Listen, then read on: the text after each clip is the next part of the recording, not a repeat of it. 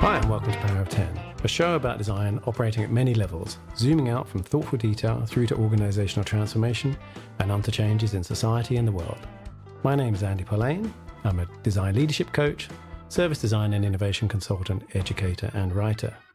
My guest today is Aparna Rae, an educator by training, innovator by chance and disruptor by choice, who loves to solve problems, connect people and build power. She is an award-winning multi-startup founder and founder of Moving Beyond, leveraging data to create workplaces that work for everyone, building products that solve complex DEI and people challenges, using real-time employee voice and impact data grounded in human-centered design. In 2021, she joined a cadre of female founders, just 2% of all women-owned businesses whose companies reached 1 million in revenue. Aparna, welcome to Power of 10. Thanks for inviting me, Andy. Well, that's quite a bio. I'm interested always to know how people got to where they are and what their journey is. So, what was your journey to where you are now? Yeah, it's been a meandering journey. I spent the first decade of my career in education, and I went, I went to college to become a public school teacher. And after a year of teaching, I realized I wasn't going to be happy and I wasn't going to be impactful as a public school teacher. And it just kind of started me on a path of entrepreneurship. I created my very first startup 10 years ago, building a workforce development program for immigrant refugee women, and then did a stint in India, upskilling teachers there, and came back to the US in 2017 at a time when there was a lot of movement following Trump winning the elections. And I think there was a moment where a lot of people were asking themselves, like, how we do better so that we don't find ourselves in this situation again. And it created an opening for me to have conversations that I, was only having in a small group, right? Like one of our hush communities, and start to scale it up. And the ideas really were like, how do we surface data that highlight the experiences people are having so that the experiences of folks that are underrepresented at work. And for me, the journey really started with activating women of color in the US and growing from there. But in 2020, I started Moving Beyond because I noticed that a lot of organizations that were setting out to build tools and resources and programs and strategies for employee engagement and for DE&I were not actually considering the state of the state. And you know this, right? Yeah. Like you've been at work a really long time. We can't bury the experiences of people in aggregates. We can't say that, 80% of our organization feels a sense of belonging when people of color don't feel that, when immigrants don't feel that. And so, that's how I got to building Moving Beyond. And now I am in the process of planning a sabbatical year and taking a break from this work and this phase of my life. So I'm sure it's well earned, that's for sure. And given everything you've been doing so far, where have you kind of found yourself in terms of, do you feel like sort of saturated with kind of everything you've been doing, and and you just want a clear head, or I talk to a lot of leaders, obviously, and that's part of my job as a design leadership coach. And there is a kind of a point where you're like, oh, I need some space to think. Yeah, I think it's a couple of things, right? Like we've just lived through a really intense period in our lives. And I don't even know that I can say that we've lived through it. We're living through a global pandemic. And so I think it's fair to say that a lot of us are burnt out, and those of us that have been trying to shift cultures and systems inside of organizations that are so hard and so sticky, there's an element of burnout. And so there's definitely one piece of it, which is I'm tired and I've been feeling burnt out because of the kind of work that we've been doing over the last couple of years. And then there's an element of wanting some space to think. When I started moving beyond almost 4 years ago, I felt like I was clear that data was the answer. You know, I just believed in it so much. And in fact, like at the peak of companies coming to us and asking us to help them build out DE&I programs and train their employees and coach their leaders, we were saying, actually, no, like we don't do this, right? Like we're not going to walk in and train folks without knowing how people are experiencing the organization, like how people are thinking and feeling. And we were really firm at the cost of millions of dollars in potential revenue. Like we just said no to a lot of people that weren't going to use data, right? That's how firm I felt in the belief that data was going to solve a lot of these challenges. And now, kind of at the end of these 4 years, I'm realizing that it's just not enough. You know, I'm looking back at the 55 companies that we've worked with and noticing where there are successes. And I think, yes, like for sure, having some good information, right? Like some good, reliable information to make decisions on is important. I would never say that it's not important, and it's not enough. Because ultimately, the places and spaces where we have been the most successful are ones where the leaders already believed in the importance of taking care of their people, in like humanity, in, you know, stretching budgets so that folks were not having to make the decision between paying their rent and feeding themselves, which is very much a reality for tens of millions of folks in the United States and, like, honestly, like all over the world, right? But specifically all over the like high income, like Western world. And so I'm going to take some time off to really think about, you know, what's next for me, but also, you know, try and get my head around, if data is not going to solve the problems, if like a widget and right, all of the tools and technologies are not going to solve some of these problems, then what is, and is it possible to do it at scale? There's obviously a whole group of people who are banking on AI is going to solve it all and everything will be happy, right? No, I don't know that I'm one of those people. No, am I. I guess there's a, you know, I'd like to sort of go back to one thing. We talked a little bit when we had talked once before the show that about this idea of kind of fear and anxiety in stakeholders. And I guess there's two bits to it when you say data's not enough, which is, you know, the thing I encountered over and over again with either working with coaches or working with clients is the desire, you know, and whatever it was, right? It might have been D&I initiatives, or it might be, you know, some innovation thing, or whatever it was they were trying to change in some way. Let's put it that way. There was some change that they were trying to achieve, and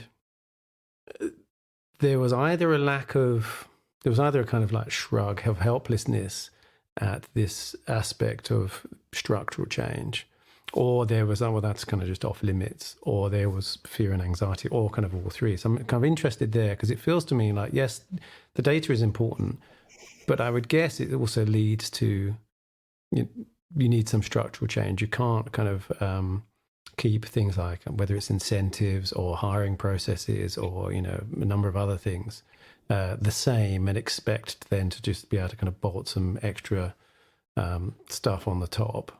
How did you find leadership of those organizations in terms of their appetite and fear for structural change?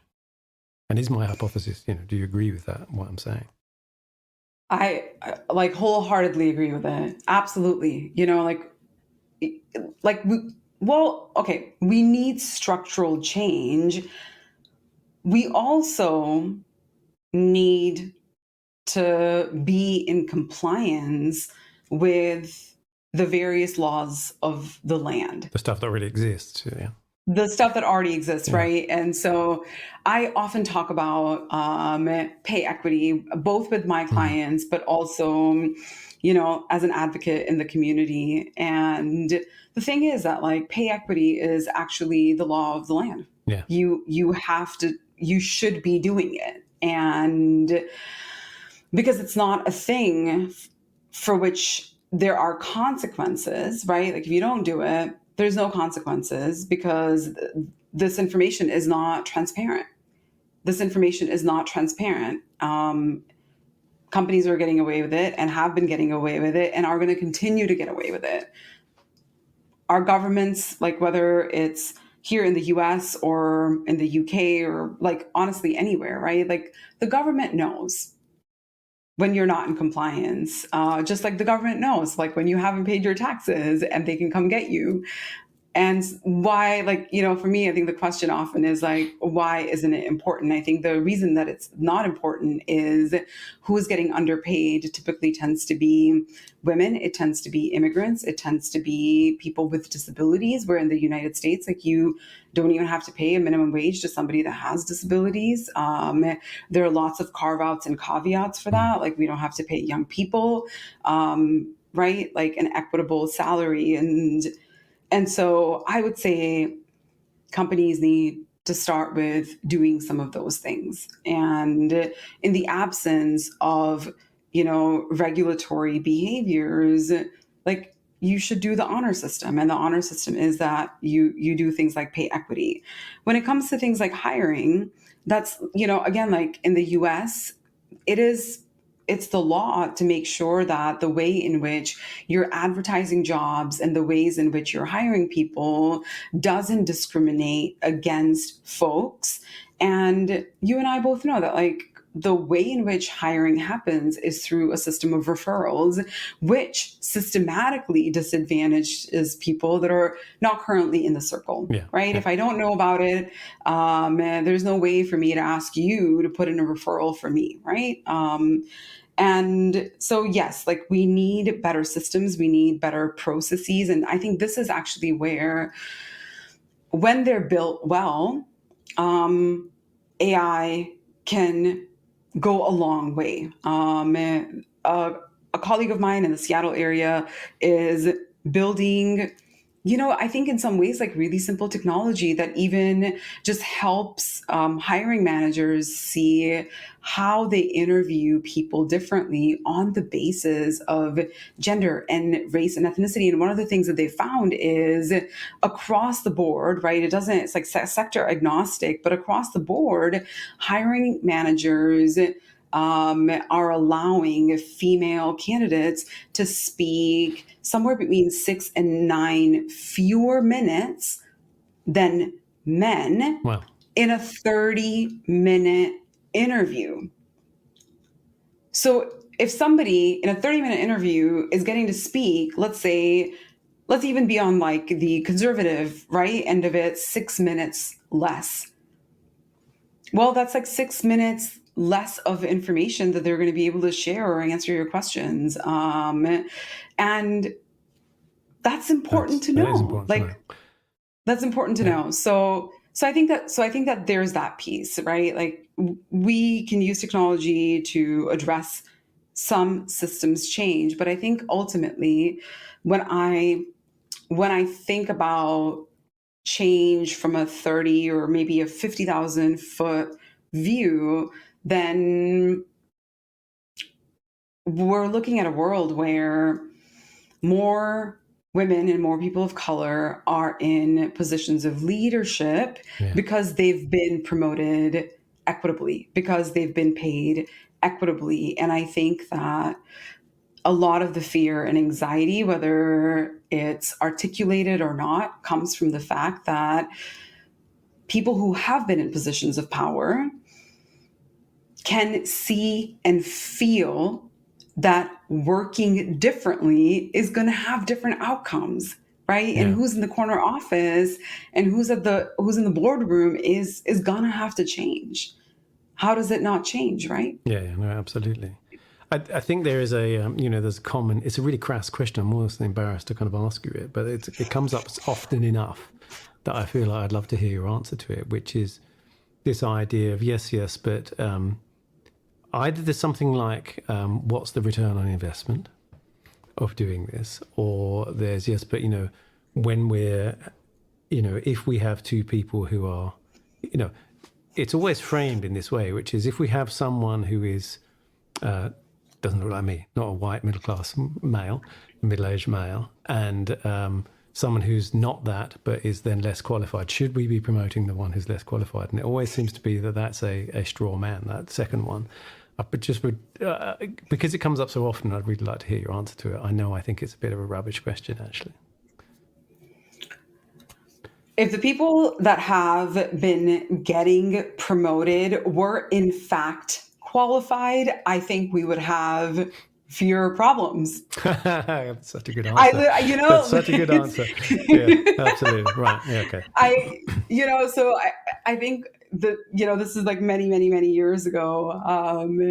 When I was in grad school, I had a professor. I was like probably at a conference, and somebody said, stereotypes don't come out of nowhere.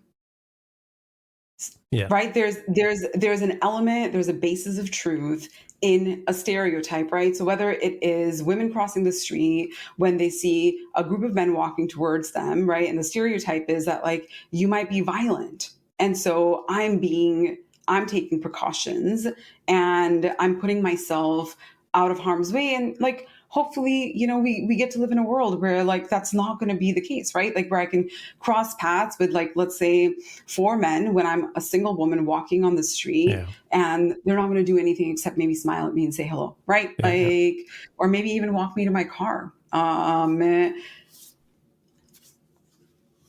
But there is a kernel of truth in a lot of stereotypes. And there is one about mediocre white men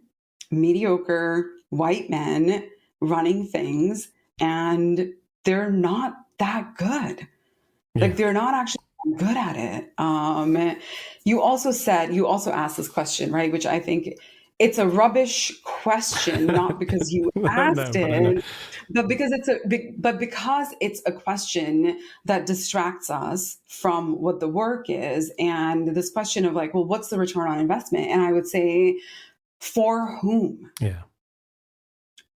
I think the return on investment of having really deep inequity, which shows up as income inequality, which shows up as grossly underfunded or unavailable social safety net systems in many places of the world, it really works for a small group of people, and it works for a homogenous group of people. And so, yeah, like shifting our systems to be more equitable, to be more fair, to be more just. And honestly, at the end of the day, like to not take dignity and humanity away from people, which is what I think ultimately is at risk when we're forcing people to choose between, rent and food or heating and food, is that world, that more humane world, actually offers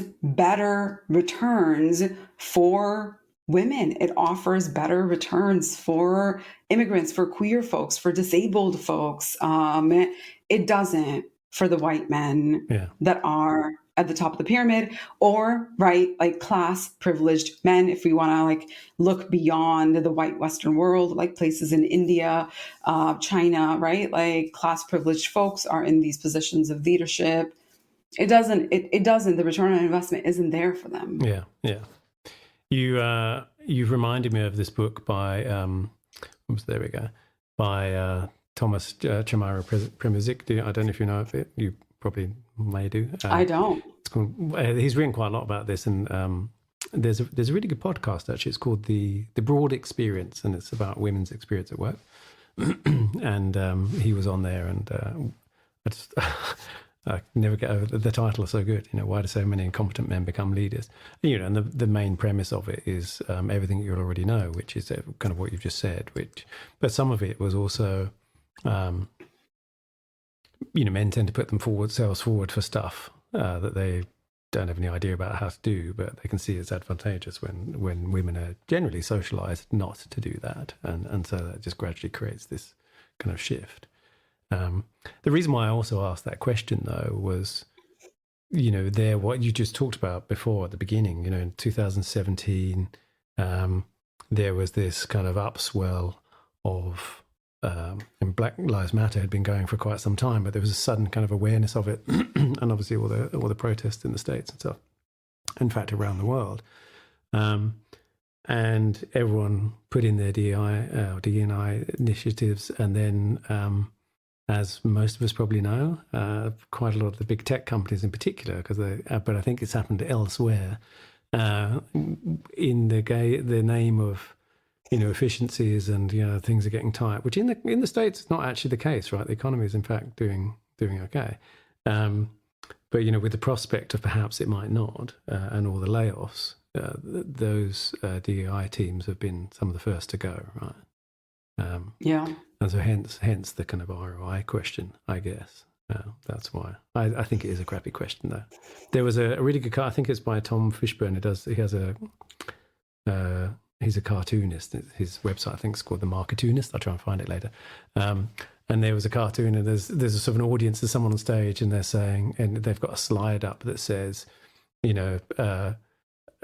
sustainable planet, income equity, and all of these other kind of social justice issues.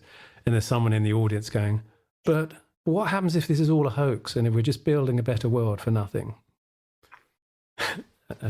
It's very good. It's a very astute cartoon, which I kind of feel like that's where you're kind of going with this. Is like, why wouldn't you? We know why. I ask myself that. I mean, I ask myself that all the time. And, I have a couple of friends that left the world of big finance and are now on their own path of figuring out what they want to do in life. And one of the things that, a friend and colleague of mine, Sam Ushio, shared with me is the law dictates that a company prioritize shareholders over just about everything else, right? So they're not, they can, but they can also get sued for prioritizing employee well-being at the cost of, let's say, slower growth for shareholders. And then I think about who owns shares? And a really small handful of people own the bulk of the equity in the Fortune 500, Fortune 1000 companies, right? These large cap publicly traded companies. But I think even in privately held companies or nonprofit organizations, there's such a gross disparity. And I'm starting to think that this is a way for people to keep us locked into systems. And I'm not the only person thinking this, right? Keep us locked into systems where we're so tired. We're so tired. We don't actually have time for activism. I mean, what stands out about 2020 in the summer, where people were having protests around the world, right? Not just the United States, but George Floyd's murder sparks something. And it's because so many of us were not working. It's because so many people were not working, and it created a moment to pause and reflect and engage. And there were masses on the streets. So we need the time and the space to be able to do that. I also, a big fan of Octavia Butler's work. Black sci-fi author, such an incredible thinker. And there's an interview with her from, I think, sometime in the 90s, where people are asking her, why are you advocating for taxing homes of people who don't have kids? Because in the United States, it's the tax on homes funds schools. Yeah. And yep. And it's I think it's after she wrote the parables and she says, look, like, I don't want to live in a society where people are illiterate, because literacy is a path to civic engagement. Literacy is a path to innovation. Literacy is a path to having a more equitable society. Yeah. So I'm happy to pay my taxes because it means that I am in a literate world, right? And that's what I come back to is, when people say, well, like, why should I care, or why should I do it, or what do I have to gain from it? I think, like, what anybody has to gain from it is, like, happier people, like nicer, cleaner cities, like better public transportation, probably less violence. Yeah, yeah. But I just before recording, actually, I was speaking to a student of mine, excuse me, and she's working on a project about people in the Philippines gaining access to financial aid when they have cancer. Things that she's identified is that it's just there's a sort of process thing there. So they have to go and they have to make an application, they have to go and be assessed, but that means they have to go to the clinic to be assessed. There's no kind of booking mechanism by which they can kind of book in times, and there's also a kind of cutoff at the other end. So what happens is people get up at like 4 a.m. Everyone goes there, and so these are all people who have got some immuno sort of compromised people who are going to have to kind of pile in at the same time. And then and because of the nature of it, they might have multiple sources of income, of assessment. And so they have to kind of go through this several times. And it's one of those things where, you're saying, hey, well, you just need to apply for this thing, without the thought going into what does that actually mean for those people to do that, right? So this is people who are self-identifying as pretty much being in poverty, saying you need to get on a bus, you need to then spend your whole day, and you probably may need to come with someone to come here, and we're going to kind of put you through this over and over again. So, and it's just what, from me, from a sort of service design perspective, that's one of those intensely frustrating things where I kind of think, that's not even, upstream. There's obviously, it'd be great if the meds were free, right? And then upstream from that, it'd be great if there's no cancer. But those are sort of, well, the meds for free thing is a designable thing. That's a policy choice, right? But that sort of process area of things where you just make it incredibly difficult for people, and there's a kind of, well, that's just the way it is, it drives me absolutely nuts, because those feel to me, those are kind of powerful levers. And I'm interested in the work you've done, and you've mentioned before about the sort of systems effect of things and that kind of systems thinking. Obviously, in that sort of methodology or that mindset, there's this idea of having different levers in a system.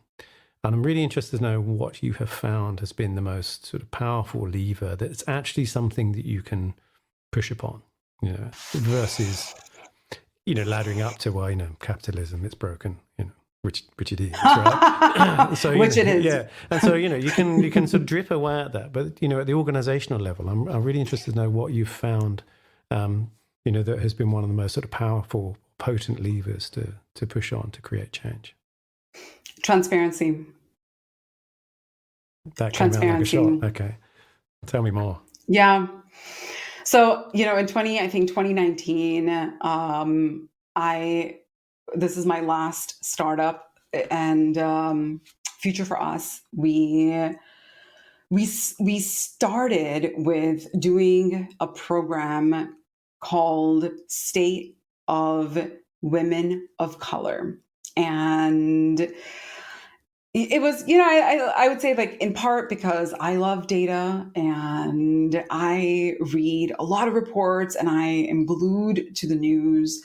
And I also enjoy humor. So it was a little bit of, I'm not going to call it a stand up, but it was a little bit of like, here's what's happening in the world. Right. Like, like, this is how it impacts you. And I remember that after every single one of the State of Women of Colors, there would be dozens of people who would walk up to me and they would say, I had no idea. I had no idea that 80% of people are hired from referrals. Gosh, like if I'd known that, I would be referring a lot of people. Or I had no idea the state of income inequality. I had no idea that less than 2% of female founders ever, right? Like, and we're talking lifetime revenue of $1 million ever hit. 2% hit a lifetime revenue of $1 million. And $1 million is not a lot of money. No. And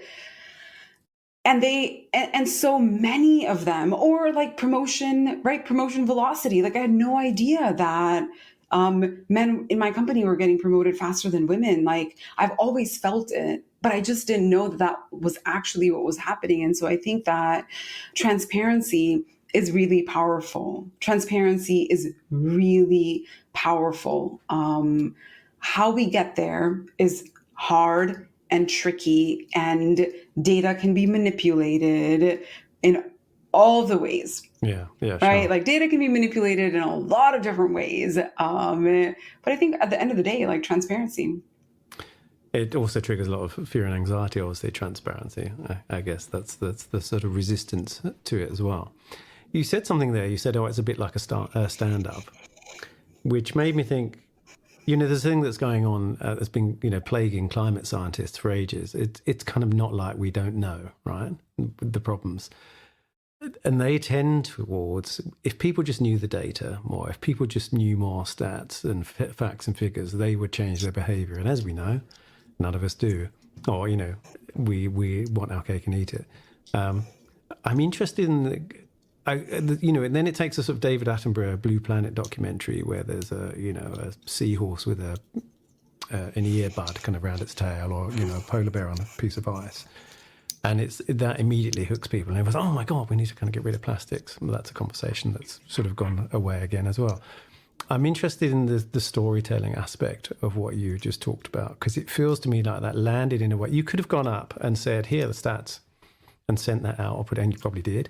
But somehow that landed with people more than maybe just doing that. And I'm interested to know what you felt about the way you did that was a thing that landed in a way that maybe just, facts and figures on their own don't. I think that we have to. So before I say what I was going to say, I'm going to say, like, the reason that I am so drawn to sci-fi is because there is, and fiction, right? Yeah. And fiction in general. And I'm a voracious reader, is because it transports you into a different reality, right? You have an opportunity to put yourself somewhere else and try it on. Like, do I want to live on Mars? I don't know. But no. when I'm reading The Martian, yeah, I mean, my answer is also no. My answer is also Elon Musk is there. That's why I don't want to go. Well, sorry. Even if he wasn't there, it just feels like, I live in the Pacific Northwest, which is lush and green all year round. And we have our mountains and we have so much water, and just like imagining, right? And I think for me, it's like imagining not having that feels really hard. I can't imagine living on Mars unless we can figure out how to terraform it. And so you have to help people imagine. You have to help them draw the through line of consequences for themselves, for their families, for people that they care about. And I think, the climate issue is, it's actually, well, I'm like, a lot of folks will say, well, it's really complex. And I think ultimately it's not really that complex. We have really intense, powerful companies lobbying to keep us from innovating. And I'm also going to say that the way in which they're forcing us to use our time makes us so reliant on the products that degrade our climate.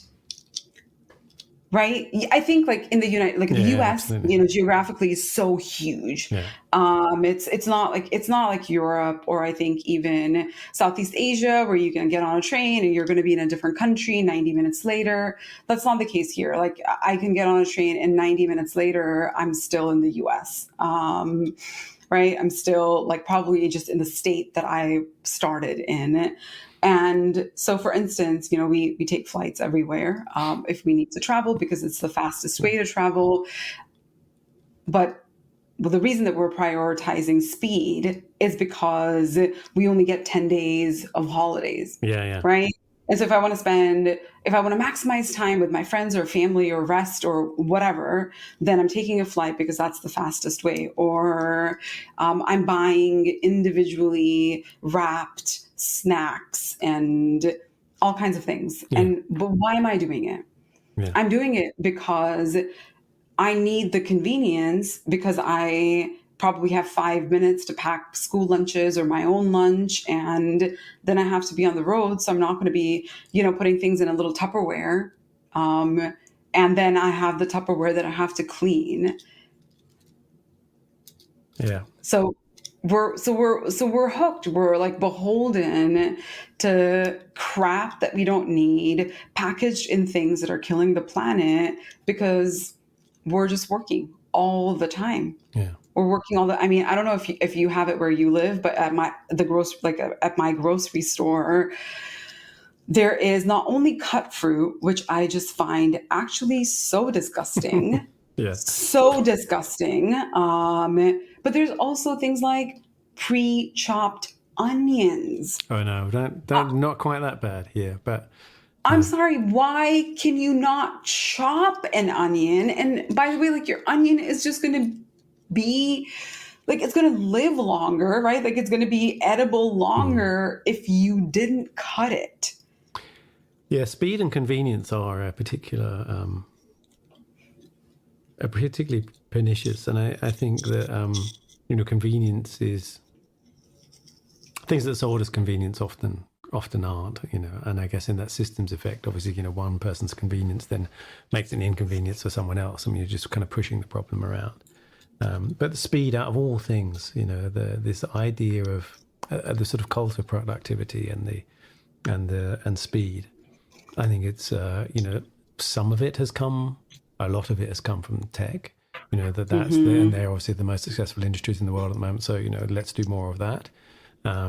Regardless of the consequences. But the speed thing, I just think is kind of, I constantly come back to things like why, there's a premise there that faster is better and working faster is better, and whether it's producing apps and products and the rest of it faster, and Amazon now release code once every second. It's kind of absurd. Versus the premise of that is never questioned, of why is faster better, and it drives me nuts. Talking of speed and then of slowing down, I don't know if it's too early to ask, do you have any plans for your sabbatical, or are you just going to have a bit of time to think about that? I have a rough draft. You don't have to say. Don't have to let the cat out of the bag or the energy out of it yet if you don't want to. No, I have a rough draft. Okay, so I'm one of these people that puts together a spreadsheet, even if I'm going on a 4-day vacation. There's like start time, end times, the plan, but the plan B if it's raining. I bet you're fun to be on vacation with. You know what? I'm actually fun to be on vacation with because I'm prepared. All right, yeah, because I'm enough. prepared. You allow everyone else just to kind of rock up, and they know that you'll take care of it. Is that how that works? Yeah, and most of my friends are almost never prepared, and so Yeah, so I have a rough sketch. There's quite a bit of travel. There are places that I want to see in the world, and that's a priority. Learning how to speak Spanish is a priority. My partner is Mexican, and yeah, I think having a little bit more fluency feels important as we consider, like maybe do we want to live somewhere else in the world? I'm not from the US, and I've lived in lots of different places, and I'm itching to spread my wing, like spread my wings again. I've been back stateside for 6 years. Right. Is it 7 years? 6 years. You're itch coming up, as they say. It is, yes. So there's that. And I think, the other thing that I want to do is I want to meet people who are working on workforce issues in other parts of the world. Like, I want to know, like, how are you solving for it, and like be like with folks face to face in real time. Like, of course I can reach out to folks and set up a Zoom call and, wake up at 5 o'clock in the morning to talk to somebody who's in Thailand. I could do that.